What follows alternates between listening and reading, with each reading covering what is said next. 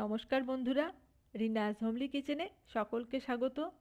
আজ শেয়ার করব পালং শাকের একটা রেসিপি। গরম ভাতের সাথে খেতে খুব ভালো লাগবে, রুটি দিয়েও খেতে ভালো লাগে। তাহলে চলুন দেখে নেওয়া যাক আমার আজকের রেসিপি। এখানে পালং শাকটাকে আমি একটু বড় বড় করে কেটেছি। যেহেতু শাকটা খুব কচি আছে তাই একটু বড় করেই কাটতে হবে। আর শাকটা কাটার আগে খুব ভালো করে আমি ধুয়ে নিয়েছি।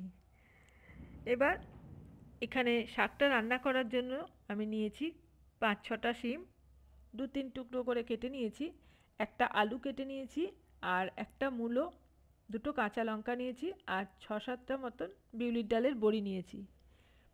গ্যাসে কড়াই গরম করে দিয়ে দিলাম পরিমাণ মতন সর্ষের তেল। তেল গরম হয়ে গেলে বড়িটাকে দিয়ে দিলাম, আর বড়িটাকে লাল করে ভেজে আমি তুলে নেব।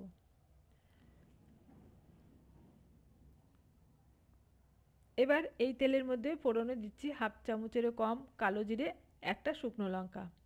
ফোড়নটাকে ভালো করে একটু ভেজে নিলাম। এবার এর মধ্যে দিয়ে দেবো রসুন কুচি।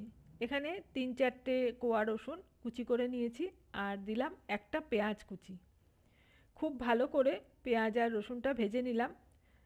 খেয়াল রাখবেন রসুনটা যেন পুড়ে না যায়, তাহলে খেতে ভালো লাগবে না। আর শাকে তো আমরা রসুন দিই, পেঁয়াজ দিয়ে এইভাবে একবার রান্না করে দেখবেন, খেতে খুব ভালো লাগবে।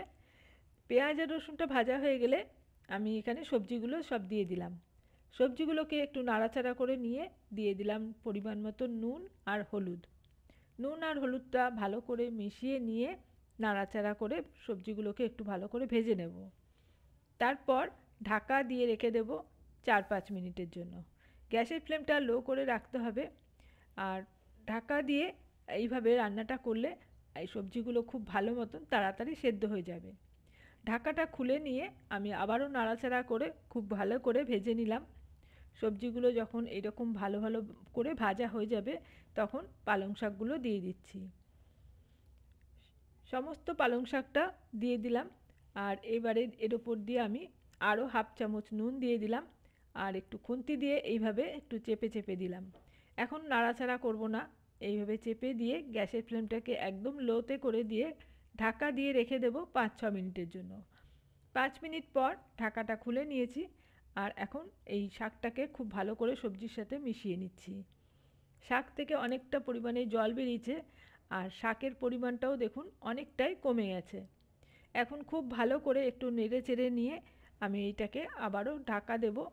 দিয়ে দিলাম 2টো কাঁচা লঙ্কা, আর ঢাকাটা দিয়ে আবারও 5-6 মিনিটের জন্য রেখে দেব।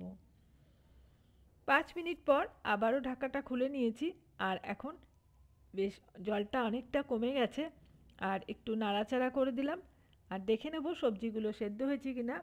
সমস্ত সবজি খুব ভালো মতন সেদ্ধ হয়ে গেছে। কোনো রকম মশলা ছাড়া এই পালং শাকের তরকারিটা খেতে খুব ভালো লাগে। আমি নাড়াচাড়া করে নিলাম, আর এর মধ্যে এখন দিয়ে দিচ্ছি ভেজে রাখা বড়িগুলো। বড়িগুলোকে আমি একটু ভেঙে নিয়েছি, আর দিয়ে দিলাম 1/2 চামচ চিনি। চিনি আর বড়িটাকে খুব ভালো করে আবারও মিশিয়ে নিলাম, আর এইভাবে একটু চেপে চেপে দেবেন। কয়েকটা আলুকে একটু যদি খুন্তি দিয়ে ভেঙে এইভাবে নেড়ে চেড়ে মিশিয়ে দিলে পরে খুব ভালো হবে, একটা মাখা মাখা মতো হয়ে যাবে তরকারিটা, খেতেও খুব ভালো লাগবে।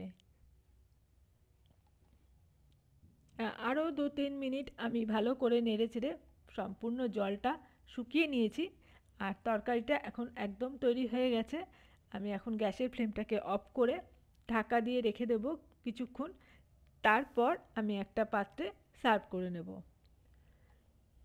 আমার আজকের এই পালং শাকের রেসিপি আপনাদের কেমন লাগলো কমেন্টসে জানাবেন। ভালো লাগলে লাইক আর শেয়ার করে দেবেন।